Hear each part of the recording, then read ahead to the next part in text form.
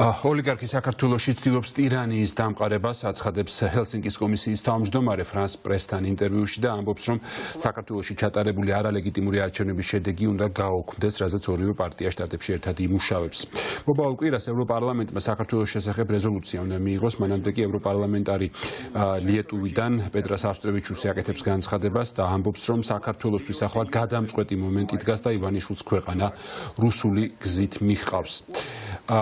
უფრო ვრცლად ნინო სამყურაშვილი გვეტყვის თუ როგორია განცხადებები დასავლეთში და პოლიტიკური მოლოდინები თბილისში. დავიწყოთ იმით, რა განცხადებაც გააკეთა პეტრას ავსტრევიჩუსმა ევროპარლამენტარმა ინტერპრეს ნიუსთან ინტერვიუს დროს. მან ძალიან ხაზგასმით ისაუბრა იმაზე, რომ ახლა საქართველოსთვის არის გადამწყვეტი ეტაპი, ის გზა, რომლითაც ახლა ოლიგარქიულ რეჟიმს მიჰყავს საქართველო, ეს არის გზა ავტორიტარიზმისკენ, ეს არ არის ის გზა, რომლითაც შეიძლება იარო თუ გინდა რომ გაწევრიანება ევროკავშირში, ამიტომაც მისი თქმით ახლა ძალიან მნიშვნელოვანია ის თუ როგორი იქნება ევროკავშირის პოზიცია, რადგანაც ევროკავშირის ქვეყნებსაც უნდა ჰქონდეთ ძალიან მკვეთრი პოზიცია და მხოლოდ ეს სავიზო შეზღუდვები, საუბარი არის ამ შემთხვევაში დიპლომატიური და სამსახურეობრივი პასპორტების მფლობელებისთვის სავიზო რეჟიმის დაწესების შესახებ, ეს ყველაფერი საკმარისი არ არის და ევროკავშირმაც თავის მხრივ ევროკავშირის ქვეყნებმაც სანქციების კუთხით მეტი უნდა გააკეთონ. ავსტრევიჩუსის საუბრობს ასევე არჩევნების დანიშვნის აუცილებლობაზეც. გულწრფელად რომ თქვა, არ მჯეროდა რომ სიტუაცია შეიძლებოდა ასეთი რთული ყოფილიყო, როგორც ეს ახლა ხდება, მაგრამ ალბათ ჩვენ არ შევაფასეთ და არასათანადოდ შევაფასეთ ქართული ოცნების ხელისუფლების გეგმები საქართველოს ევროპული გზის დასასრულებლად.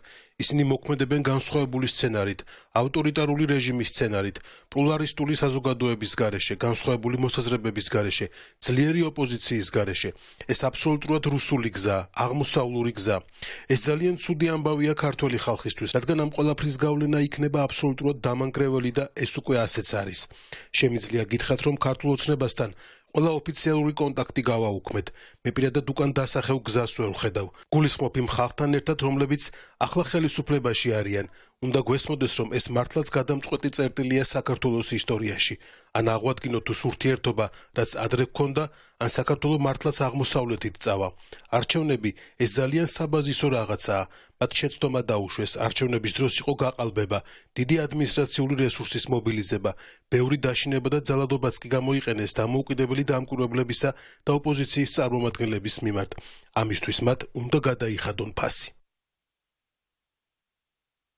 და ის რომ არჩევნები უნდა ჩატარდეს, ამასთან დაკავშირებით ასევე საუბრობს ჰელსინკის კომისიის თავმჯდომარე კონგრესმენი ჯო ვილსონი. მან ამის შესახებ ისაუბრა, როგორც ფრანს 24-თან ინტერვიუში, ასევე მან განცხადება ამის შესახებ გააკეთა მას შემდეგ, რაც ის შეხვდა ბალტიისპირეთის ქვეყნების საგარეო საქმეთა მინისტრებს და როგორი უნდა იყოს პასუხი იმ რეჟიმის მიმართ, რომელსაც ახლა ამყარებს საქართველოში ბიძინა ივანიშვილი. ეს იყო ის მთავარი თემა, რომელზეც ჯო ვილსონის თქმით მან ისაუბრა სწორედ ლიეტუვის, ლატვიის და ესტონეთის საგარეო საქმეთა მინისტრებთან. დღეს პოლიტიკოსები საქართველოში ამბობენ იმას, რომ ძალიან მნიშვნელოვანია სტრატეგიული პარტნიორების მხრიდან ასეთი მხარდაჭერა, რადგანაც ქართულმა ხალხმა უნდა იცოდნენ, რომ ისინი ოლიგარქიულ რეჟიმთან ბრძოლაში არ არიან მარტოები და რომ მთავარი მიზანი რაც არის, რომ ქვეყანაში პოლიტპატიმრები იყვნენ თავისუფლები და ამასთან ერთად ახალი არჩევნები დაინიშნოს, ამ გზაზე სტრატეგიული პარტნიორები ქართველი ხალხის გვერდით დგანან. მთელი ცივილიზებული სამყარო, ჩვენი ისტორიული მეგობრები, რომლებიც ყოველთვის იდგნენ მიუხედავად იმისა, ვინ იყო ხელისუფლებაში, ქართველი ხალხის გვერდში, ქართველი ხალხის მხარდამხარ თავისუფლებისა და დემოკრატიისთვის ბრძოლაში, განაგრძობენ აქტიური ნაბიჯების გადადგმას და საკუთარი ხედვების შეთანხმებას იმასთან დაკავშირებით, რა ნაბიჯები უნდა გადაიდგას მომავალში იმისთვის, რომ ეს ბრძოლა დასრულდეს. ერთი ქართველი ხალხის გამარჯვებით, მეორე საქართველოს ევროკავშირში და ნატოში ინტეგრაციით და მესამე და ყველაზე მნიშვნელოვანი, რომ ეს ბრძოლა დასრულდეს ისე, რომ ქართულმა ხალხმა საბოლოო ჯამში მიაღწიოს უსაფრთხოების, მშვიდობის, ბედნიერებისა, კეთილდღეობის გარანტირებულ და მყარ გარანტიებს, რაც არის რეალურად ევროკავშირის სრულფასოვანი წევრობა და ნატოს წევრობა. ეს არის სრული ილუზია და რუსული პროპაგანდა, თითქოს და პრეზიდენტი დონალდ ტრამპის ადმინისტრაციის პირობებში მოხდებოდა წინა ადმინისტრაციის მიერ მიღებული სასანქციო პოლიტიკის გადახედვა. თუ რამეს უნდა ველოდოთ ამ მიმართულებით, არის სასანქციო პოლიტიკის გაღრმავება გაუქმებას და გაფართოვებას ივანიშვილის რუსული რეჟიმის წინააღმდეგ, რომელიც არის არა მხოლოდ პუტინის რუსეთის მოკავშირე, არამედ საქართველოს და ამერიკის სტრატეგიული ინტერესების წინააღმდეგ თანამშრომლობს ისეთ ავტოკრატიულ რეჟიმებთან, როგორიც არის ჩინეთი და ირანი.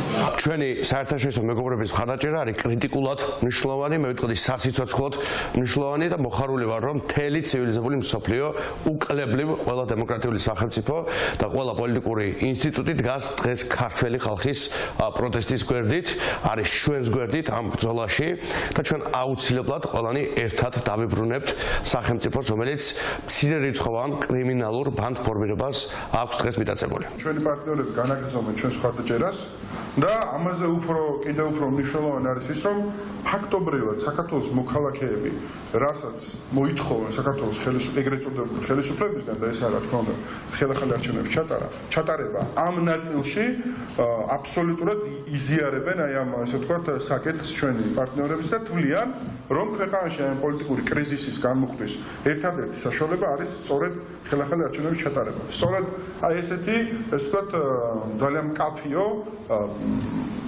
პოზიცია საქართველოს მოქალაქეებში და ჩვენს პარტნიორებში განაპირობებს იმას, რომ ჩვენ აუცილებლად მივაღწევთ ამ შედეგს.